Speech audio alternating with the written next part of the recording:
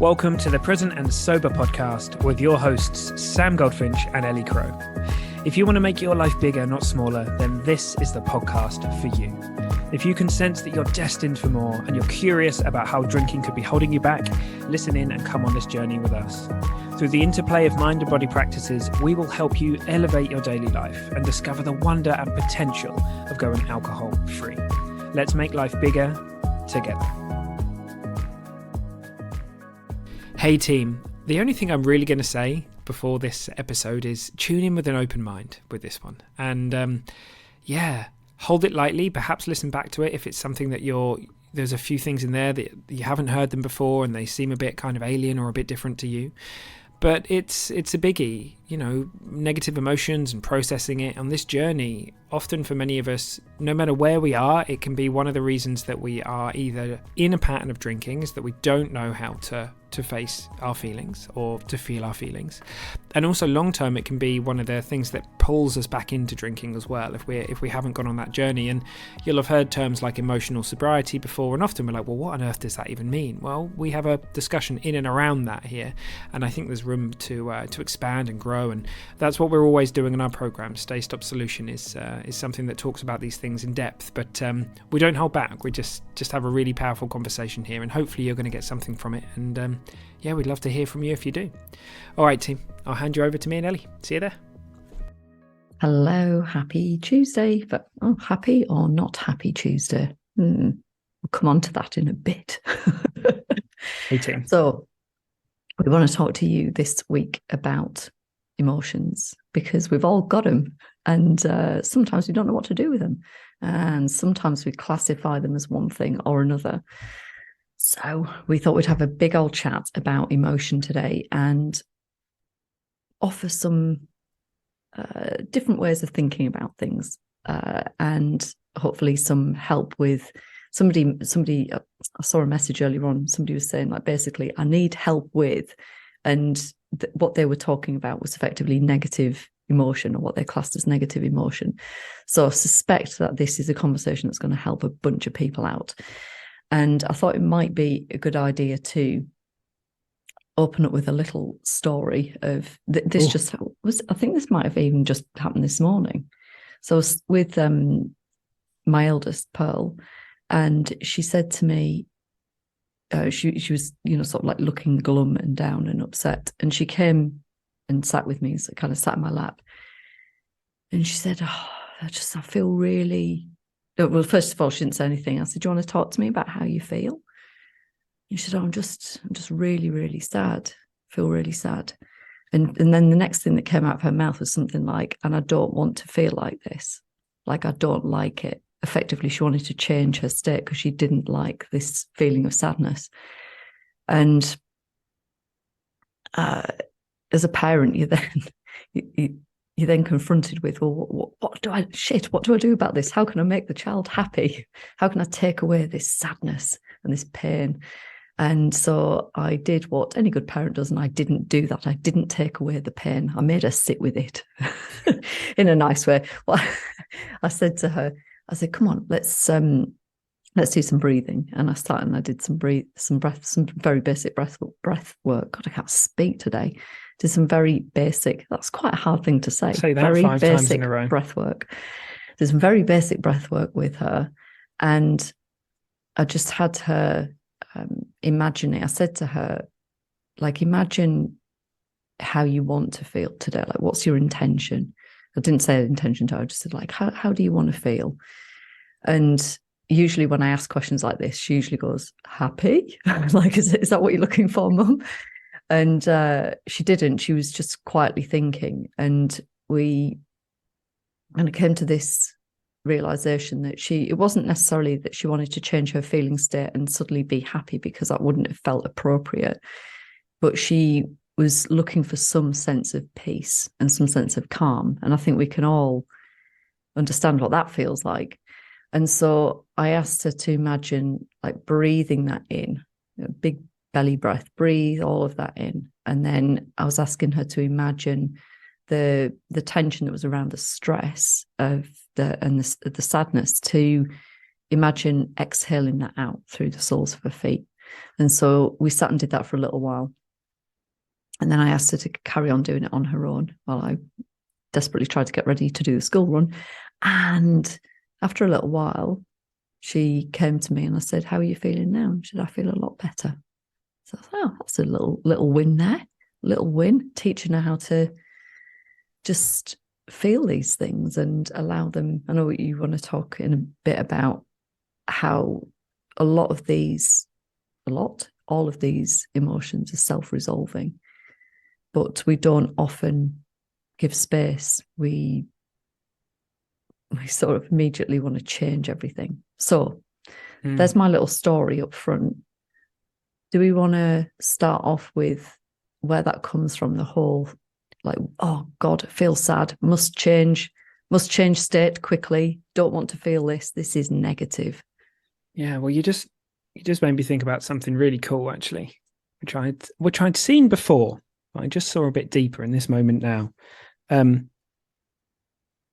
which is that. No, actually, let's do what you said. Let's start at the beginning. Makes sense, doesn't it? You know what I'm like? I'll start anywhere, and then work my way back in. But yeah, I think hey, let me take a note, because if I don't take this note, it's gone.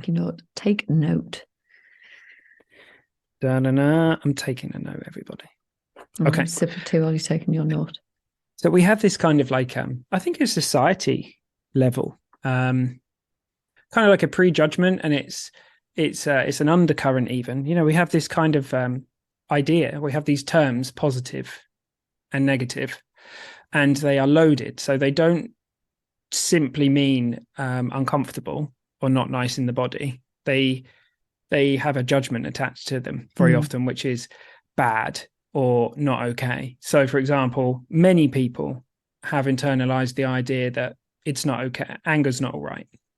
So if they ever get to that point, they may repress it, or it's kind of a very common pattern for a lot of us. And then something else may come out, sort of either passive aggression or, all these different things. It can be, complex. So there's that part of it. And also the other side is that, we have this judgment of things being good. And so ultimately, if something's good, well, why wouldn't you want that all the time, right? So I think we're on this kind of like endless, perpetual journey to be only having positive, in air quotes, emotions, only the good ones. And then we have a society that's built around that, consumer culture and capitalism, and there's a pill for that, and there's and this is not going to be like I think there's always a time and a place for doing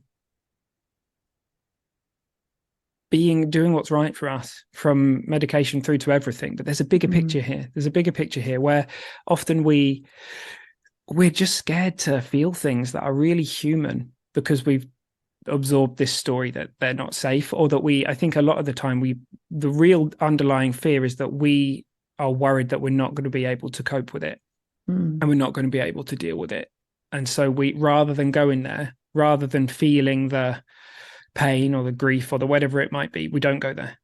We sort of bottle some of it up for later. And so I think it's society level. I think it's like I think it's happening all throughout society. And I think it's a really interesting thing to consider that, well, perhaps things that don't feel good in the body, they're not bad.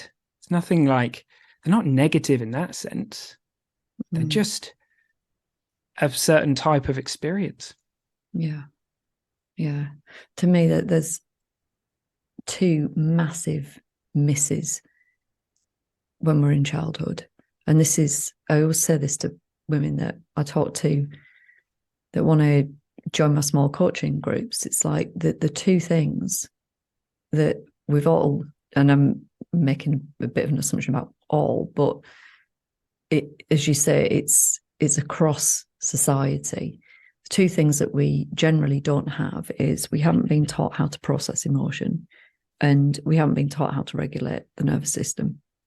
And so when you're in your formative years, whatever environment you're living in and exposed to, you're going to adapt in the best way that you can.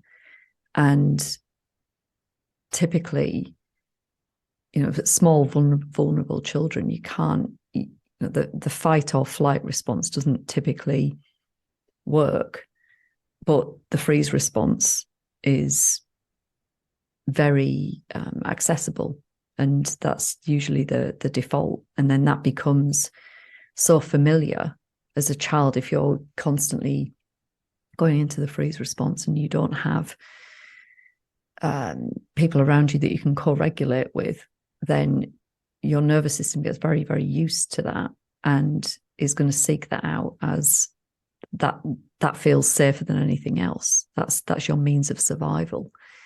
But as we carry that through into adolescence and then adulthood, then that becomes the typical self-sabotaging behaviors that we see. So in my case, and I would never have seen it like this at the time, but alcohol certainly became a means of it was a means to cope and a means to escape.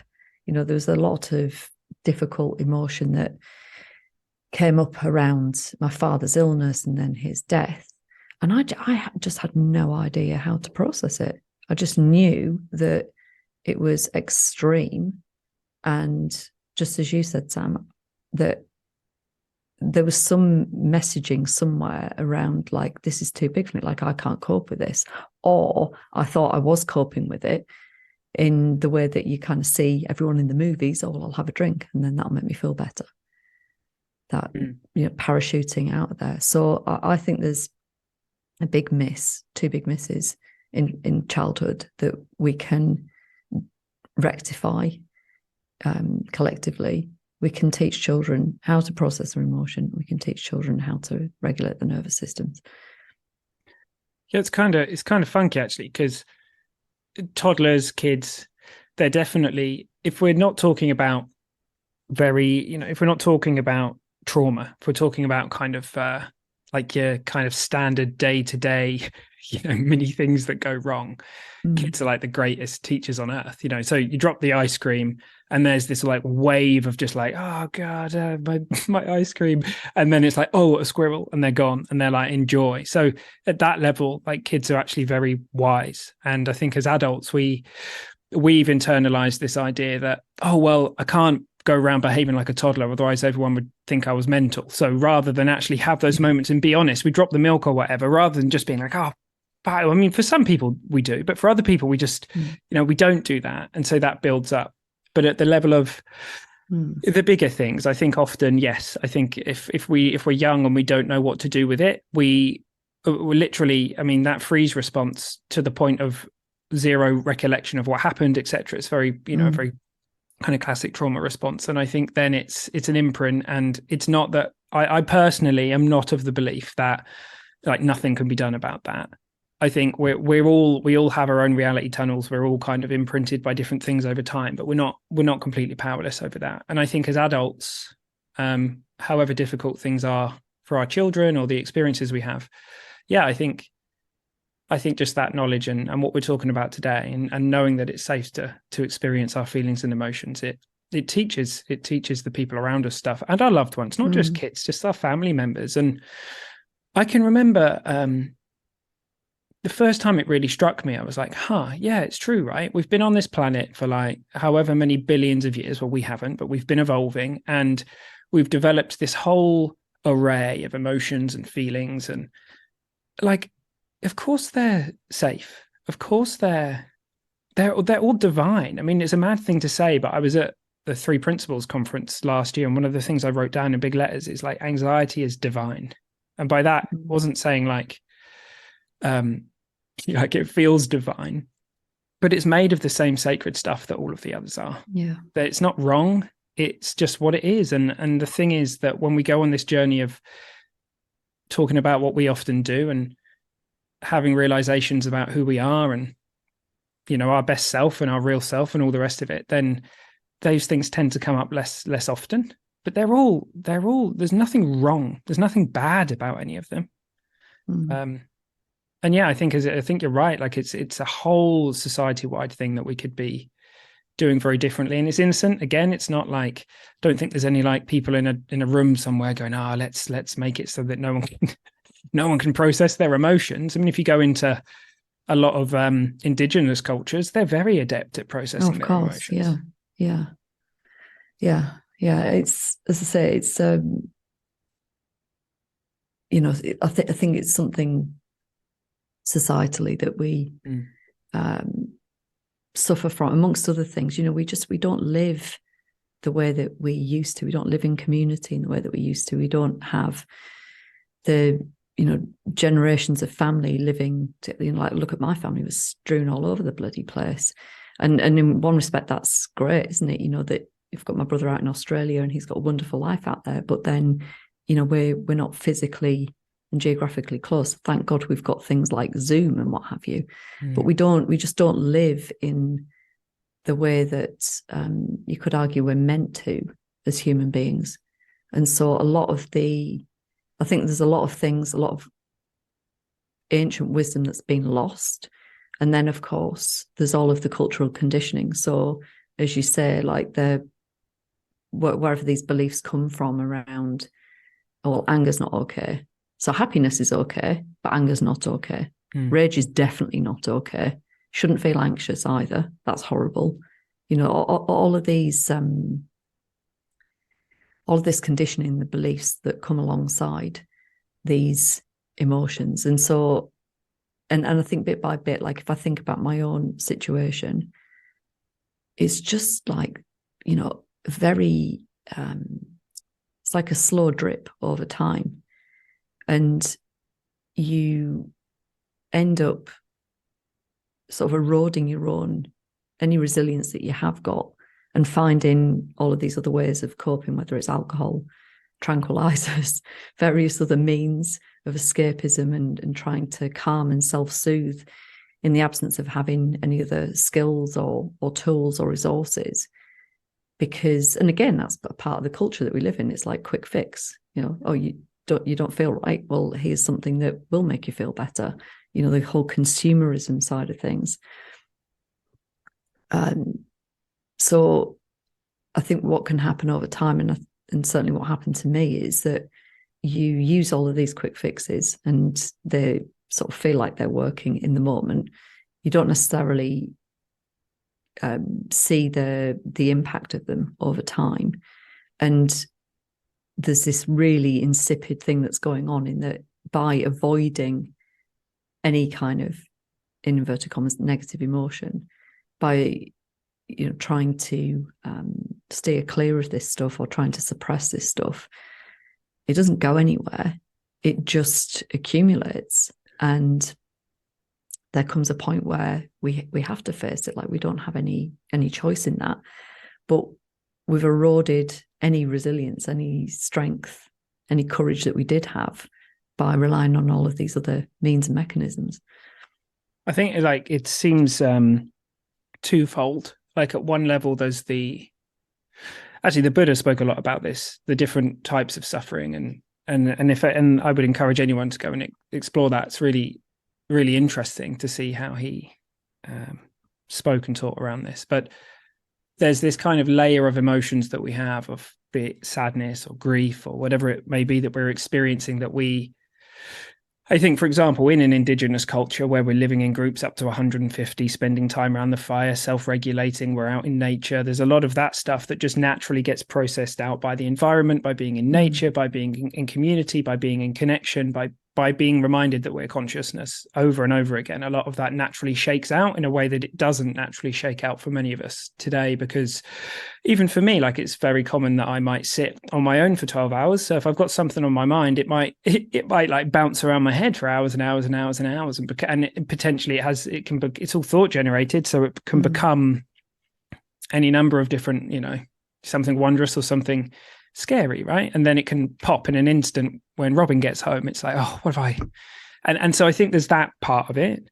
And I think there's a much, much deeper part of it, which is what you were talking about, which is the kind of irony of trying to make anything permanent, is that it bites us in the ass. So everything's transitory. If you think about feelings, emotions, thoughts, life, nothing lasts forever. Nothing's even standing still. It looks like it is, but if you were to actually see what's going on out there right now and look at that tree that looks very static, it's not. It's in constant flux. A car, cars don't really, this is a funny thing to think about. They don't really exist, right? So if you think about, like, if you just kept taking the parts of a car, at what point would you be like, oh, that's a car? Like, if you take the tires away, then you take the chassis away, then you'd be like, oh, that's not. So when does that actually become a thing? Like, we think it's solid, we think it's stable. So that's true of everything in life. And it's natural. We really want to try and make things stable. We want to feel happy all the time because we don't want to acknowledge the fact that nothing is. We all know at our deepest level, we're all going to die. We all know that, like, nothing. We're all going to die. Oh, it's true though. Well, this is why in a lot of the kind of wisdom traditions, they invite people to think about what that means every day. And a lot of people are like, well, that's a bit fucking morbid, thinking about death all the time. But it's like, no, because actually what you'll realize when you see that we're constantly in change and flux is that there isn't anywhere constant to stand. So the more you acknowledge that and go on that journey, you'll live with more joy. And then, because that's the irony, is if you try and make anger go away because the negative emotions, we innocently forget. We think they're constant. So we go, oh, fuck, this is going to be here forever. So I need to do something about this anger. I need to repress it, get it away, take some drugs, drink or whatever. And then we innocently, we get in and mess ourselves up or whatever we happen to do. And with the positive ones, we do the opposite. We go, oh, shit, like, I want to make this constant. Like, this isn't going to last forever. And then we start doing stuff, and then innocently it's the grasping aversion thing. So we just forget. And when we're feeling good, we forget. And then when we're feeling bad, we want to get rid of it. And so actually, when you really truly see that these things don't last forever, when we say self-resolving, we don't necessarily mean that there's always going to be like a perfect little bow on the anger or whatever, but they have a flow and they're safe, and you can express that. And you might not necessarily want to, like, do it in your boss's face. Like, you're allowed to, like, keep going, I don't know, scream in the woods or something. It's there's practical things here. But yeah, that seems at the heart of it. That seems to be at the heart of the human experience, is that we may not have even consciously considered this before, but we know at a very, very deep level that nothing is permanent. And we try and make permanency. Every single tradition speaks to, if you try and find happiness in things that do not last. We all know that. We all know we can't do that when we sit and think about it. It doesn't work like that. Yeah. And it's completely understandable. So in these human bodies built and wired for survival, then we want to, the brain wants to predict what's going to happen. We want to feel safe. But this illusion of steady ground, when there isn't any steady ground, it's the thing that ultimately is causing suffering. So it's hard. Like, it's very, very hard to turn the ship around and to start heading toward these sensations that feel very uncomfortable in the body. But something really interesting happens when we start to do that, because in the allowing, we drop the resistance, and then we start to learn that these things, these feelings, they don't hang around as long when we don't interfere, when we let them be. And I remember talking to somebody recently about this, and I was like, isn't it brilliant? Isn't it brilliant to know that you don't actually have to add anything else in. You don't have to do anything else. You can just stop doing stuff, and you get effectively a better result. Yeah, and this is, it takes a little while to, that insight of, I don't even know how to phrase this.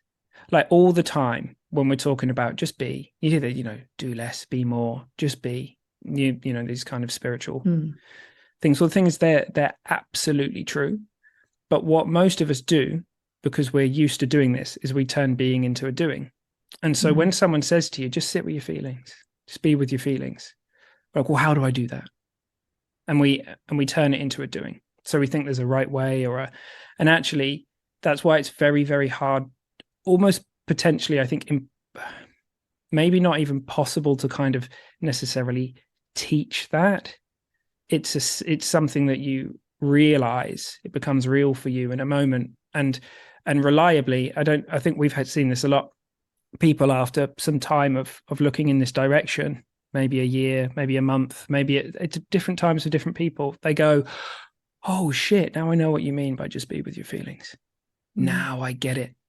Because often what we don't realize is that when we're turning being into a doing, that's resistance in action. And we might not realize that, because we might be like, so I'll give you an example. Maybe it's kind of like, okay, so I'm going to feel like I'm going to do what Sam says. I'm going to feel this anger for the first time. How do I do that then? Okay, well, I'm going to sit here and then we start doing things, and we kind of push it down, and we'll swear blind. It's like this transactional thing as well. We'll be like, yeah, okay, well, if I just feel this anger for a little while, then hopefully it will go away. But it doesn't work like that either. Like there's no, the aim of being with our feelings and sitting with these things isn't to like make them piss off any quicker. It doesn't work like that. But that's another game that we play with ourselves. Oh yeah, for sure. For sure. Did it fairly recently with myself. took it to my teacher, didn't I? I said like, what, what's going on with this? Because something had effectively come up, and I thought like, I'm past this. I dealt with this a year ago. Like, why the hell has this come back? And was kind of surprised by the intensity and the duration, because I thought, oh, day one, okay, I can do this. Day two, right, why hasn't this gone by now? So like naturally fallen into that myself. And I took it to my teacher, and I'm like, I'm kind of surprised by this thing. And he said, well, the thing to ask yourself is, are you willing to feel this until your last breath? And I went, oh, oh yeah. And that's it. And so in that moment, the whole thing falls away. It's like, and it's surrender. It's surrender. And that's the paradox, because basically the question is, now your teacher knows that nothing's permanent. But when asked the question, how do you feel about this potentially being that? If you truly answer that from your soul, it will look very different all of a sudden, because you'll realize, oh yeah, I have been pushing. Or yeah, that's really powerful. That's a great question. What a powerful moment. That's cool. It's bloody good. Epic. I love that. That's really, really cool. And yeah, I think it's like a silent transaction. It's very common. And the thing is, here's the thing, it can creep in through the back door again. So someone might realize, oh, I've been doing that. I've been sort of saying to myself, okay, I'm going to sit with this for a week, and then it'll definitely go away. And then we might realize that, oh yeah, that's what I've been doing. And then the voice can creep in through the back door. We start judging ourselves for having not been with her. And then it's that all we need is less. All of the teachers, they giggle, like all of the sages across time have said, one day, whenever that time is, this lifetime or another one, you're just going to smile, because you realize, you were there all along, and you were just overcomplicating things massively. Yeah. Absolutely. There's somewhere else I was going to go with this, and I've lost my train of thought. Shocking. There's a surprise. That's never happened before. What did we get to your thing that you wrote down earlier on? Yeah, I wrote down impermanence, because that was what I sort of saw in a slightly deeper way than I had before. That it is actually quite funny how we think that the things that are bad are permanent, and we think that the things that are good are not. None of them are. But it's that innocent forgetting and getting locked in it that sort of keeps us in that perpetual cycle. Because the question is, like we said before, well, where am I going to stand then, if everything's always moving and in flux all the time? Well, it's actually in the. So I mean, the Buddha. One of his greatest. I think he basically said that reflecting on impermanence is the ultimate reflection. This is what he was getting at. If every single morning, because we're in the West, we're really worried to do that. The death of anything, obviously our death from this life is a big one for people, but of anything, we don't want to go there. Oh, maybe one day, but I don't want to talk about it. But actually, in my experience, the more we reflect on that, the more joy we live in. Oh God, yeah. Because we're not in an illusion anymore. We're not just sort of singing ourselves this lullaby, hoping that it will just keep us asleep. God, we've got this. This is a much more. This is a little bit more. What's the word? I guess spiritual. That's the only thing that's coming out. Well, and we can be. Yeah, it's powerful. Though. It is. There's something really magnificent about that realization that there isn't any steady ground to stand on, because you just stop wasting your time, not just clinging to things or craving things, but it's just you live in a really different way. When you said that you feel more joy, it's so true. More joy, more peace. Yeah, because the question I see, here's how it looks to me, is that joy, peace, clarity, they're innate. So they're deeper. Different teachers have a different way of framing this. I can't remember exactly what Eckhart Tolle talks about, but he talks about, dualistic emotions, and then he talks about states of being. And so at the core, when we're talking about love, peace, clarity, we're talking about different refractions of the same kind of thing. And because it's innate, because they're owned, in the sense that if you look at a young child, they're just beaming with that. They're in that experience. And then it slowly gets covered up by our conceptual self and the ego over time. And we forget that. When we realize that the search to try and create whatever we have sort of put in our head as happiness, the kind of one side of the kind of pleasure pain cycle, again, Buddha, Dukkha used to say, whatever it is that's pleasurable contains within it the idea that one day it won't be there anymore. So there's pain within it. It's just time that separates the two. So if you're going to find something that truly brings you peace or joy, it's going to be something that's uncaused, that doesn't have an opposite. And those are the things that we unlock in the moment when we go on that journey of contemplating impermanence. And the beautiful thing about that is that because it's a part of who we are, that can be there even in the deep moments of sadness, even in the deep moments of grief, we can still feel that deep reverberating sense of peace and love and calm, even in moments where it would be mad not to feel sadness or grief. Like, that's the human side of the coin.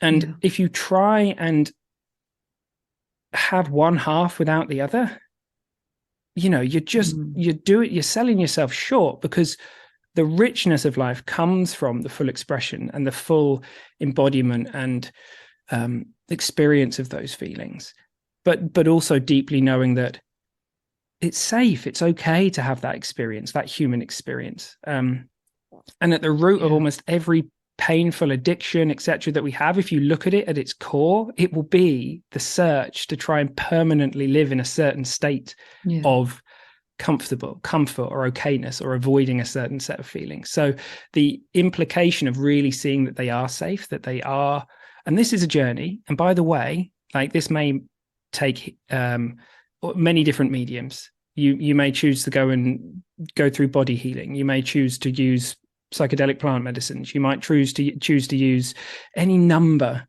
of different mediums to go on this journey. It's very easy to be like, oh, well, I'll just tell myself to get on with it then. But it is a journey. It is.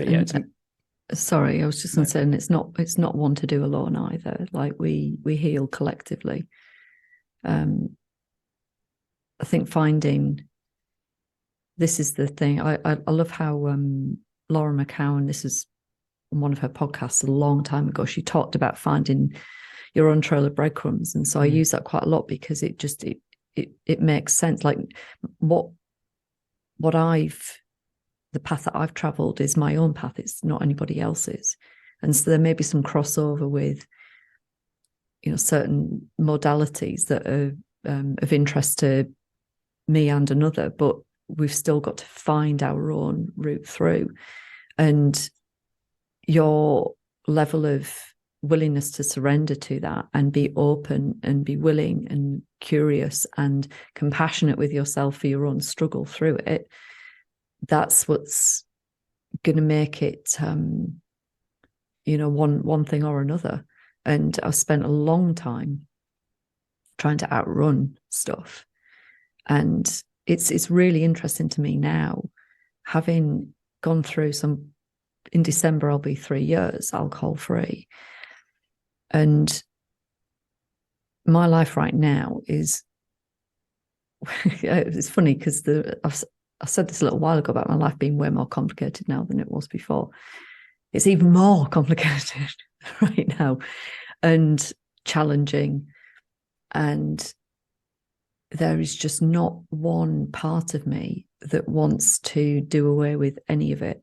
There's some really intense stuff going on right now. The emotions that are coming and going, like it's big, but it all needs to be felt.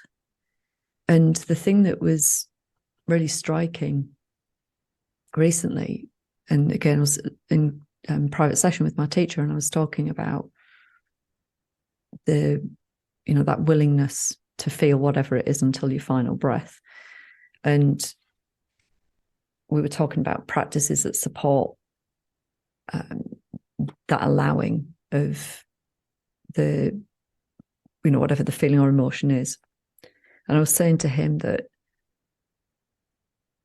despite the real difficulties that are going on right now, because of how I was attending to myself and allowing things to be as they were, as opposed to trying to change them, what I felt really, really deeply was what we were talking about earlier, joy and peace.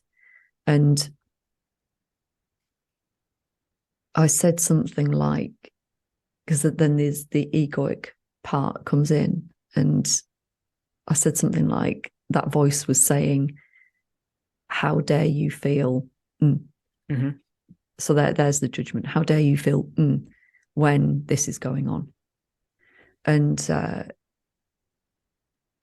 I could see it for what it is, but it's just interesting to kind of watch it all play out. And my teacher said to me, how dare you not feel that?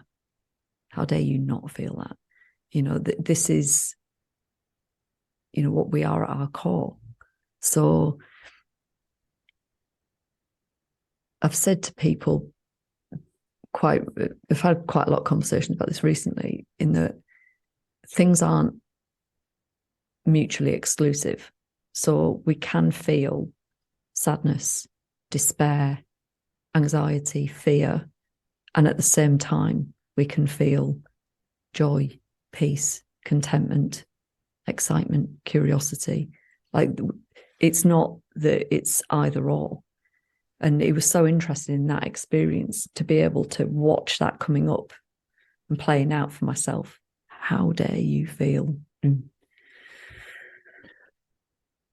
Yeah, I mean, it's interesting. It's when you were chatting, I grabbed a book because you made me think of something which we could leave everybody with, which would be an interesting thing for people to be with, I think. But yeah, I mean, ultimately, these things being innate means that they can show up at absolutely any time. And it's when you start having realizations around that, when you start really understanding, wow, joy and peace and whatever your words for it are actually, they are a part of me. They're part of the being that I am, the consciousness that I am. They can appear at any time. And it made me think of my good old mate Rupert Spira. And so he talks about happiness, but his frame for happiness is the longing that we all feel to kind of like be back at source, for everything to come together again, is the kind of longing to be one with everything again. So he talks about when we realize that when we have the spiritual acknowledgement of, wow, I'm a part of everything, I'm deeply connected. That's his sort of like frame on happiness. But he kind of says, Now, happiness is our very nature, and it lies at the source of the mind, or the heart of ourself. In all conditions and under all circumstances, it can't be acquired. It can only be revealed. And I'd read that a few times, right? And then I read it a little while back, and I got like punched in the face by the lines, and under all circumstances, because I suddenly realized, like, yeah, if joy and well-being and peace and are part of who we really are, they're still there whenever we're sad or whatever. And it's not wrong. We're not doing it wrong to be going through a difficult experience, or the death of, for example, the death of a loved one, and feel both grief but also joy. And that's not wrong. That's just how it is. And like the fact that it's revealed in us, it's not earned through what we do in the world. We just uncover it. It means that it works the other way around. It means that none of us need do anything or acquire anything in order to move into that space. And that is what's at the heart of the spiritual journey, I think, is that awakening to the truth that, oh, like I'm already here. Like I can access that at any time. I love your follow the breadcrumbs thing. And I'd love for, I think that's a wonderful invitation for everybody on this. If there's anything that's piqued your interest in this episode, follow the breadcrumbs. Go and have an explore. Yeah.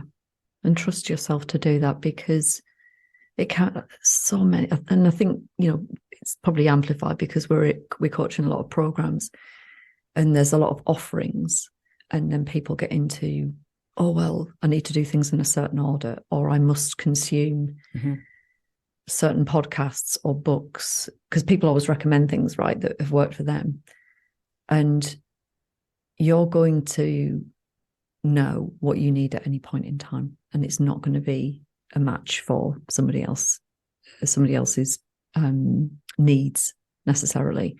So by all means, we can make and take recommendations, but starting to really connect with that part of you that instinctively knows what you need at any point in time, and following that, trusting that, you'll make way more progress than trying to take a blueprint from somebody else, because there isn't one way of doing this. But for sure, surrounding yourself with people that are doing this kind of work, have interests that are similar to yours, that can, people that are a little bit further down the road from you, that can shine a light, like that's all really, really healthy stuff. Love it. Trust in the unfolding. I think that would be a really lovely place to leave it. What do you reckon? Bye. Adios. No, yeah, I think it would be. I love what you've said. I really do. And I would be very surprised if for anybody listening in, if you start tuning into that, the synchronicities, the things you just start seeing from one book to another, etc., are kind of mind-blowing. It's kind of freaky. So just it's good fun too. But there's a big difference between that, like following your knowing versus consuming. Because I've done the consuming thing where somebody's recommended this book, I need to consume it. But you're not necessarily absorbing it in the same way. In a meaningful way. It's just, same thing as like sitting down for meditation, but sitting down in a way where you're entirely distracted and not really present for it, but you're doing it to get your star on Insight Timer. Get your minutes in. Don't know who's done that before. Bloody stars on Insight Timer. I've never been one. Never been one for streaking. Getting streaked. Right, before we descend into streaking moments and streaking stories, Ellie's got loads. We'll pardon? The only other thing I was going to say was that if this has piqued your interest and you are interested in delving further, then what we were just saying about following your own knowing is really important.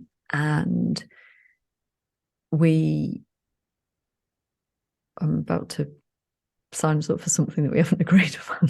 I was just going to say, look, just stay tuned. Stay tuned, because we've been busy with various things that have kept us from running.